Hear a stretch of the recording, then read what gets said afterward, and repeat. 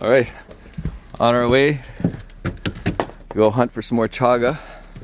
And as you can see, Old Faithful's still on the picnic table. Does our living room resemble a body of water? No. Okay. But she needs to be cleaned and painted.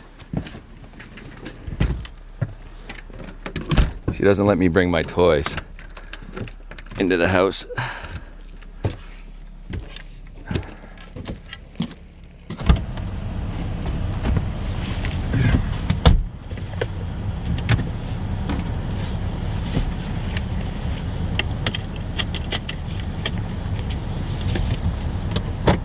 On our way to the Torrance Barrens.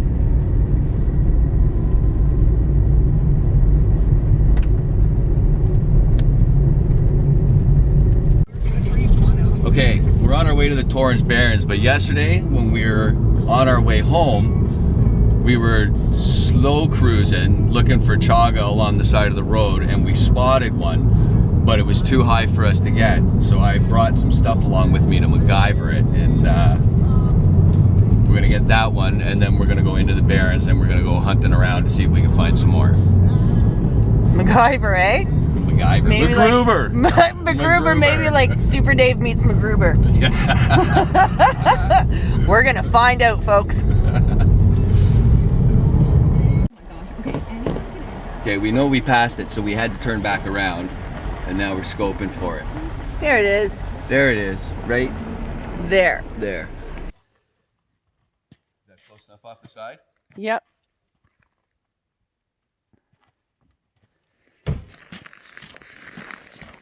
All right, time for MacGruber.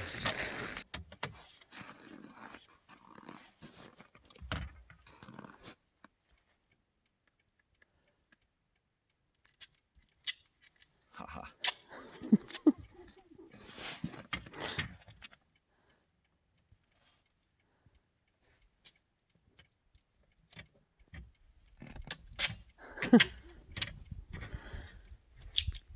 So the reason why I'm doing this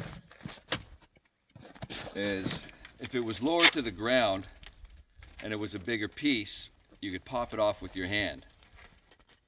But if it's not that big, or even if it is a bigger piece or a smaller piece, it's better to cut them off probably about a ½ inch to a ¼ inch away from the tree, just so that it can grow back for future harvesting. And plus that way you don't really hurt the tree either. And you do it in the winter time because what? It's dormant? Yeah. That's it? That's the word. Because it's dormant like the tree, so you won't cause any damage. Well, the tree is dormant. Yeah. Yeah.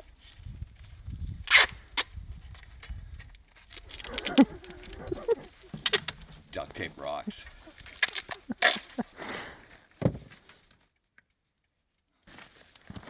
All right.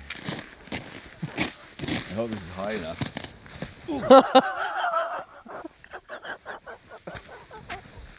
You go, MacGruber.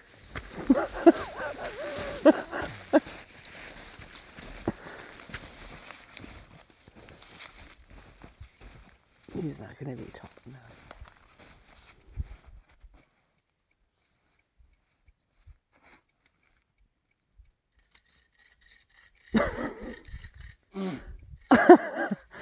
Yeah, keep your mouth open. That'll be good. Maybe you can just kind of knock it and pop it off a bit. Oh, look at you. Woo! Nailed it. MacGruber!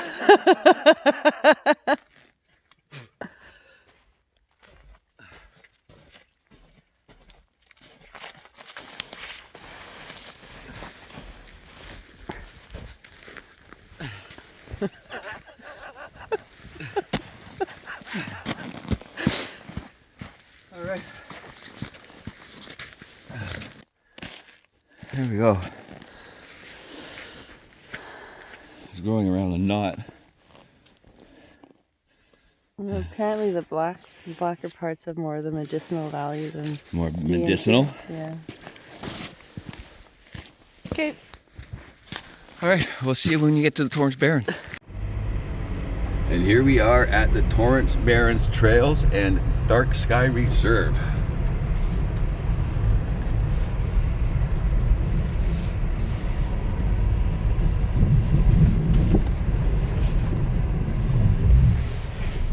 All right, pitter patter.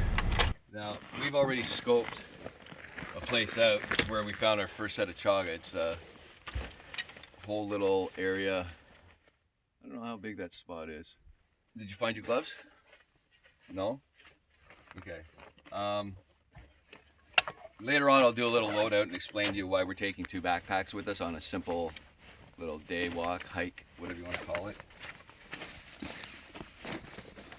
But before we go, I think I'm going to put a little bit more duct tape on that saw.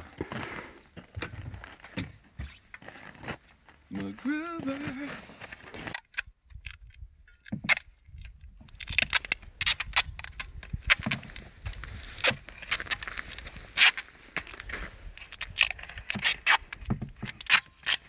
It's a fine piece of art you got going on Like right that? there. Yeah, functional. I might get a copyright on this and sell it.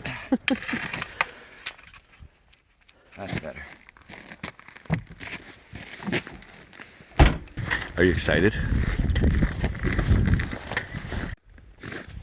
All right, we are now officially inside the Torrance Barrens, and according to the sign, is the world's first permanently designated dark sky reserve.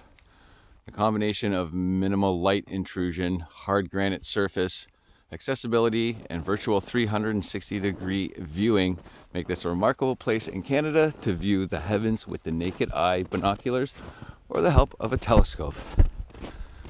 So we haven't been here at night, but we plan on it, and we think we might actually do an overnight, a winter overnight, with just a tarp and a couple of sleeping bags, and maybe do some bushcrafty stuff. Right, babe? She doesn't really like being on video, but she's gonna have to get used to it. Look at you go, you little trailblazer. Thanks for breaking a trail for me. So the last time we were here, we saw some coyote tracks, a whole whack of deer tracks, I think squirrel, and then some animals that were a little bit smaller than a coyote but bigger than a squirrel, so I'm not really too sure what it is. I'm not really too sure what kind of wildlife is in here. I've been looking for rabbit tracks, but I haven't been able to find any, because I was going to snare some for dinner, but we have yet to find any. Bummer. I didn't hear you, babe. What'd you say? What? I didn't hear you. Tracks. Tracks? Do they come up by you? No. Ooh. They come all the way up? What do they look like?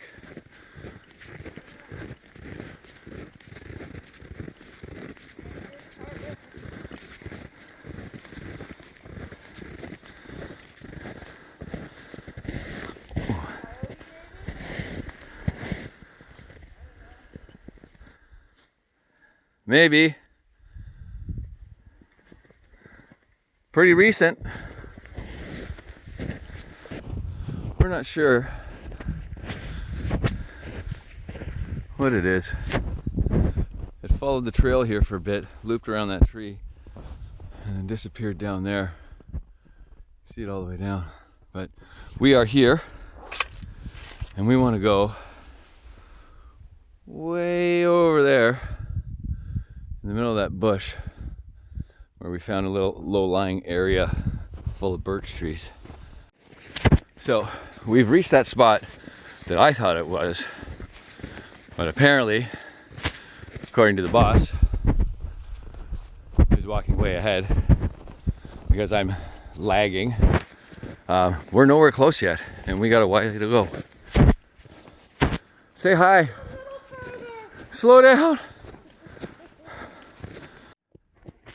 All right, found some more of those tracks, and it's going to where we need to go. And the trail goes around this way, and Sabrina wants to keep taking the trail, but I'm gonna follow whatever it is. I'm pretty sure that's coyote, but I'm gonna follow it to our spot. But maybe she had the right idea by taking the trail.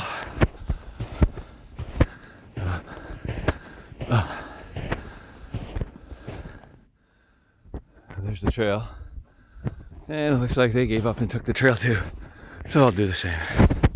Whoa. See, I took a shortcut, but I'm dying now. That was deep. I don't want to take any small pieces. I want only to get some bigger pieces. Let them grow? Yeah. All right. Be responsible. Be responsible. And here we go.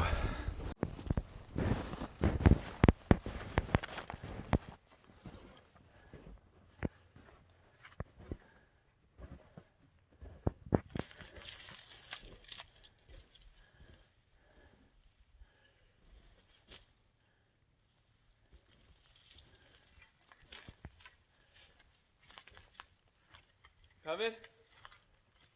Smile. All right. So over there, that one, and there's another one tucked in over there.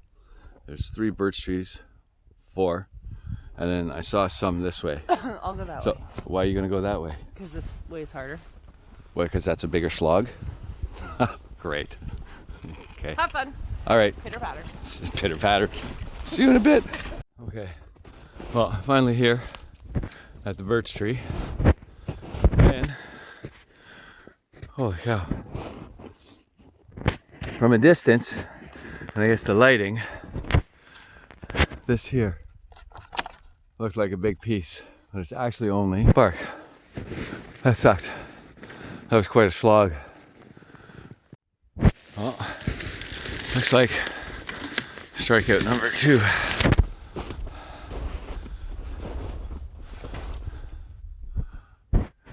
Wow.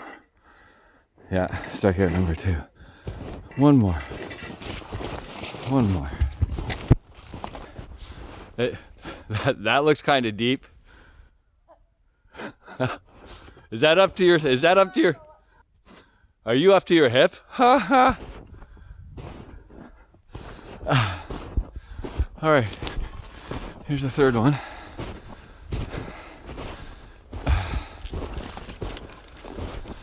And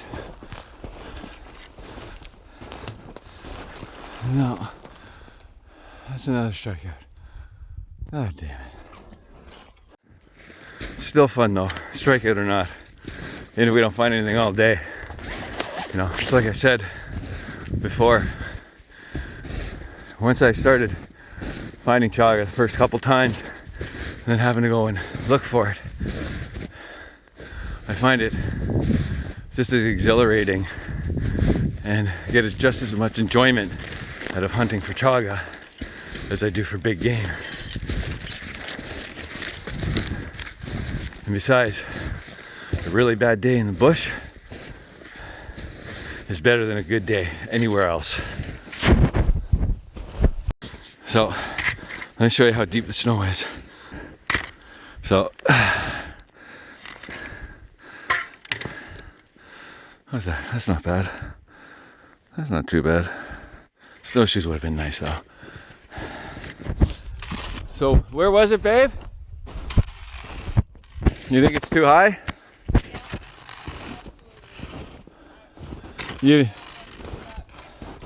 My MacGruber stick won't get it?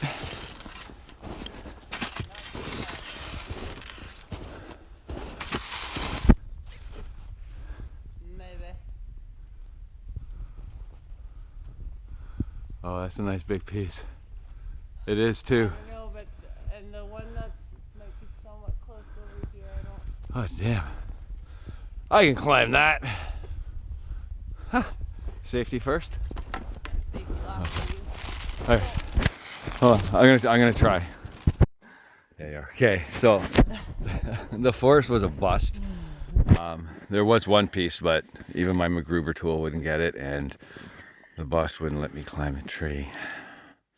So what we're gonna do now is we've come to a pond, and what we're gonna do is along this side here, there's a bunch of birch trees, and along here, there are some birch trees. We're parked way over there. So it's on our way back anyways. So Sabrina is gonna walk on that side of the pond, and I'm gonna walk along this side of the pond. Sound good? All right. I'm gonna wait until, if you're gonna cross here, I'm gonna wait before I start going that too far that way. I don't think this part's deep, but Oh, I think you'll be all right. Think we'll be all right? It's been so cold now. Okay, well here, you take this. No, you take it. You want me to take it? Yeah, you take it, just in case, and just whack yourself. Well, whack the ground, not yourself, on the way down. This side looks like there's more bushes along it anyways. So, and if you're gonna cross there, I'd rather you take that with you. Oh, did you get water? Yeah. Hoo-ah! Okay, So okay, no, take that with, just be careful. I'll just go on the edge. All right.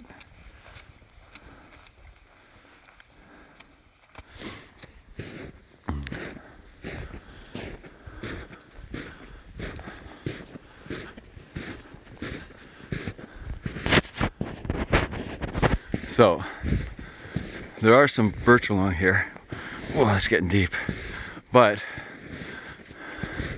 some of these look pretty small. And Sabrina, and I agree with her, has made it very clear that we don't want to harvest it off the smaller trees, even if the piece is a half decent size. So you want to give it time to grow and harvest them later. You know, it's kind of like hunting bucks, you know? You might see a nice buck and want to take it, but if you look at the age of it sometimes, it could always be a better buck next year, right? So here, oh, there, you can see the slush.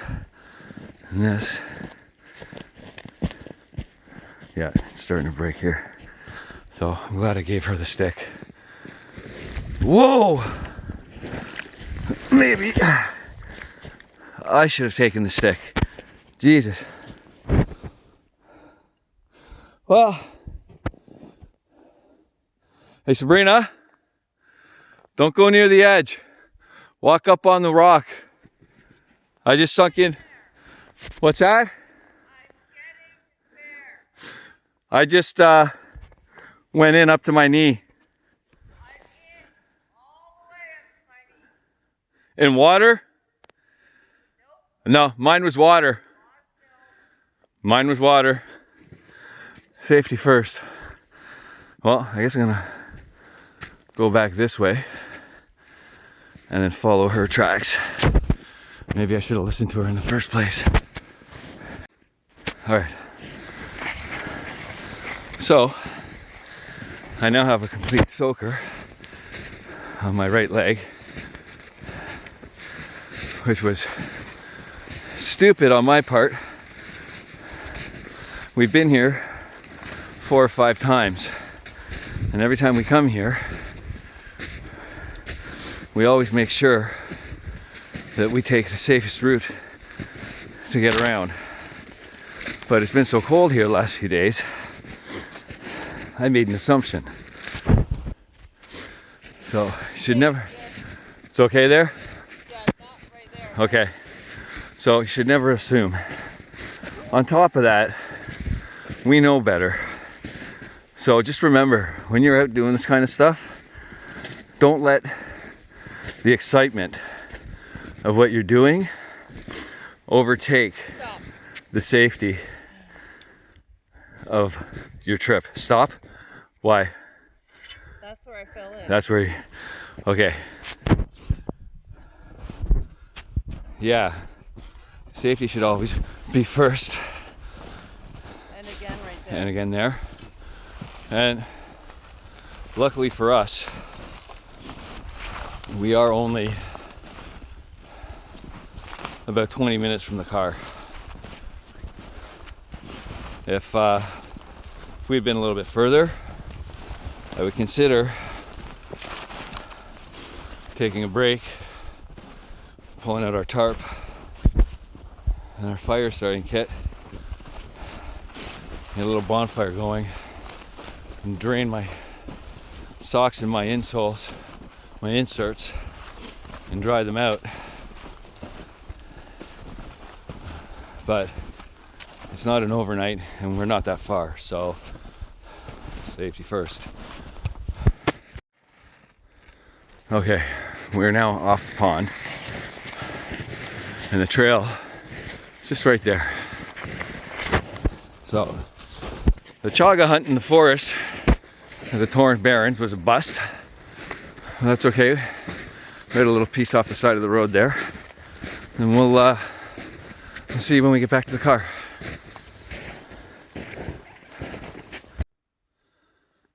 So Sabrina's on her way to the car. I don't know if you can see it, it's right there. And I'm just gonna go for a little walk here to show you guys where we came in last week and crossed the lake part of this body of water. So thank God it's only minus 16.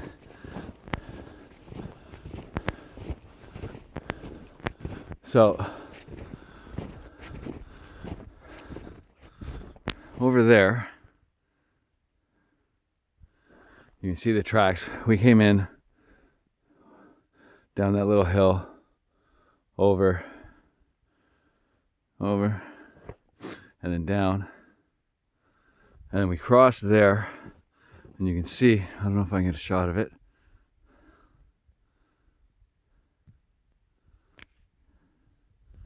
Yeah, you can see our tracks going up the hill on the other side. And then we went all the way around. Here's the thing. That was 4 or 5 days ago. And we crossed and it was no problem. And the last couple of nights it's been between minus 20 and minus 27. So today, I became complacent and didn't think about it. And one of the things that I neglected to remember is that in those marshy areas where there's a lot of underbrush and stuff like that, the snow will insulate and most of it will be slush. There won't really be any ice, and if there is, it'll be very thin. And out in the deeper area where there's no plants and it's just open water, you got a better chance of it freezing. Now, in saying that, when the ice does get on, the snow comes, it does add a layer of insulation and it will create a bunch of slush. But, oh God, my boots are heavy. But in those little marshy areas where the water flows a little bit, where there's an inlet and stuff, they don't really freeze that well. And if it does, it's very thin and most of it's slush on top and then the snow. And I shouldn't have been so complacent at all. And I should have checked, and I should have stayed with Sabrina. We shouldn't have separated, regardless of how shallow it is or anything. Anyways, I'm almost at the car. I'll see you guys in a minute.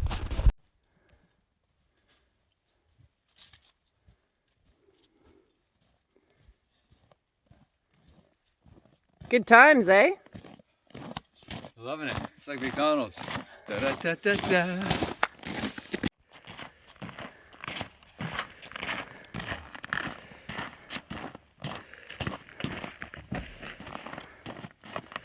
Alrighty.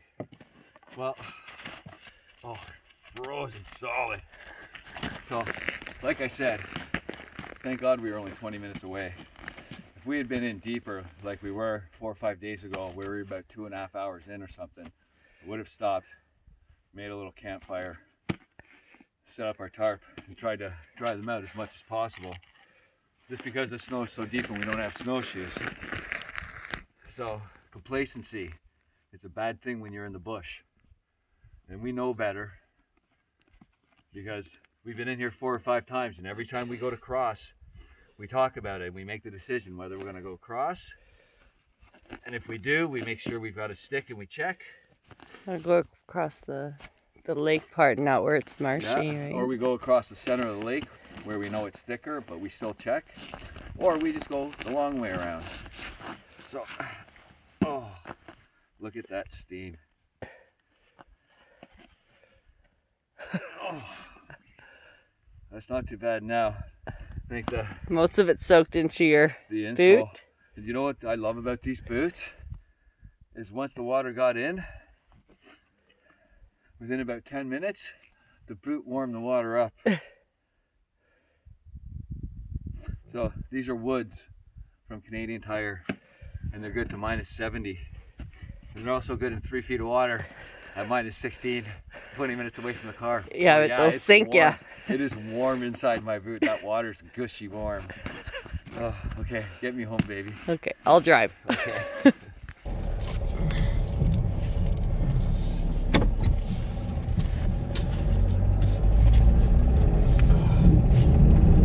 Look, I'm sweating like a pig. Look, the windows are fogging up. We're so hot compared to the car.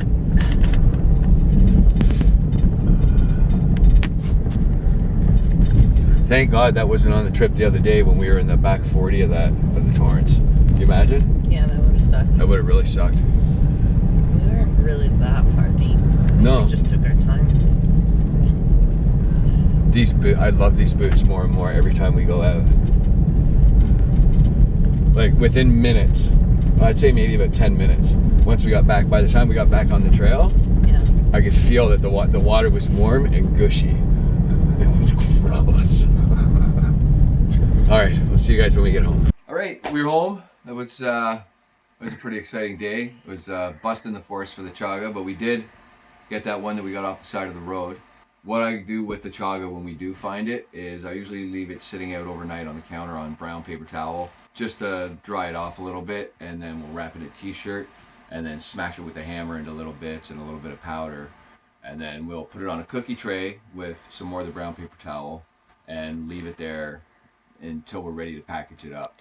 The reason why I do that is because the videos that I've watched for people who harvest chaga have all been like commercial companies that do it to make like tea blends and stuff, and they'll cure it for 5 to 7 days before they touch it, but then they have an industrial grinder and I don't have an industrial grinder. So other than falling into the swamp and getting a soaker, the day was pretty good.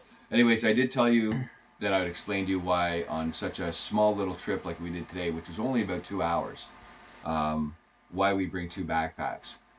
When we go out sometimes on these hikes, sometimes they're 2 hours, they're 3 hours, 5 hours. If we get adventurous, it might be a whole day. So what we've been doing was we pack 1 backpack with everything that we'd want, and then head out. And after a few hours of slogging in the snow with no snowshoes, it tends to get heavy and wear you down. So in order to not burn ourselves out, Sabrina says, why don't we divvy the stuff up? So what I'm going to do now is I'm going to show you what is in each backpack. Here we go. Now, normally on a couple hours in the winter, we will bring an extra sweater, an extra pair of track pants, and a t-shirt. We didn't do that this time because we didn't think we were going to be out that long and we didn't need it. But on average, if we don't have a set plan, like we're just going to go look for some chaga, we're just going to go on like an adventure, we will bring an extra sweater, track pants, and a t-shirt. Now, we've got a little first aid kit. In that we got some sutures, some band-aids, some K2 tape, and this little thing. I love this thing so much. Sabrina introduced this to me. This is silver, liquid silver. Colloidal silver. Yeah, whatever. Every time I get cut or I get hurt, I spray this crap on and it's like ka-ching, instant heal. Like, I love it. So yeah, so we got some silver. Got the K2 tape, some alcohol swabs, a little bit of gauze, and a Benadryl stick. So that's our for our day hike. That's our little first aid kit. Now, along with that, we've also got a little bag of rubber gloves and our fire starting kit. Now, in the fire starting kit, I throw a lighter. I got a little bit of newspaper. I got some paper towel. And then inside an empty cigarette pack, I put some shavings, can you see that? Of dry wood. They were all fluffy and stuff, but now they're not. Just in case of an emergency, you never know.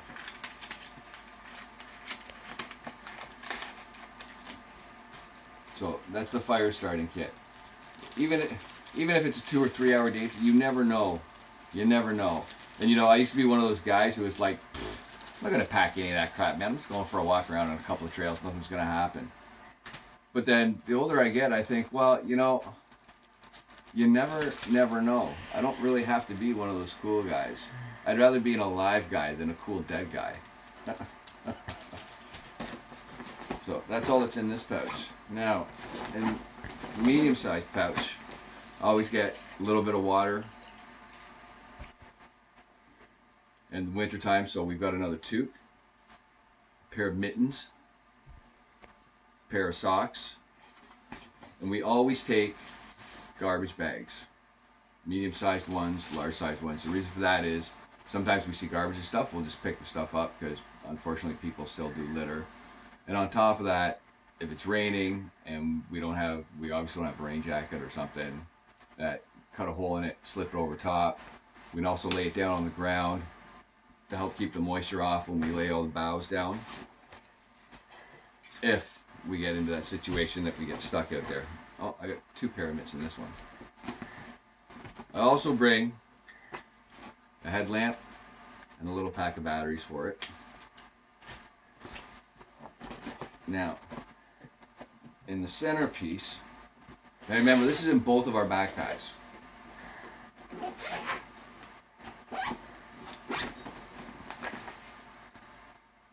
Bring some rope. I think this is probably about 40 feet, 30 feet, I think. No, this one's a 20 footer. This is about 20 feet. A 10 by 10 tarp. A hatchet. A little 12-inch bow saw. We wrap it up in just a small little towel just to keep the blade covered, and on top of that, this could always come in handy. And finally, a lava seat. Now, we bring those because if you decide you just want to sit your ass down, you've got something that you can sit on. If for any reason something bad does happen, you get stranded, well, we've got the tarp, we don't have sleeping bags with us, we can get some bowels, but we've also got this just to plunk our butts down. Now, by no means are we any kind of professionals about anything that we're doing or anything at all. We're enthusiasts. So yeah, that's it. That's what I pack up in both backpacks for us. That way it's not all in one backpack, like 2 hatchets, 2 saws, 2 lava seats, a tarp, 2 ropes, 2 toques, 2 sweaters, 2 track pants. It was just, we did that for the first little while and it just got a little bit ridiculous. Anyways, that's it. That's all. I'm gonna go check on our peppers that are in the dehydrator and maybe have a tea before we go to bed. Hope you guys enjoyed the video, and see you on the next one. And leave in the comments and stuff like that. You guys, let Sabrina know I'm not the only guy who wants to bring a canoe in the house in the winter. Anyways, see you later. Good luck with that.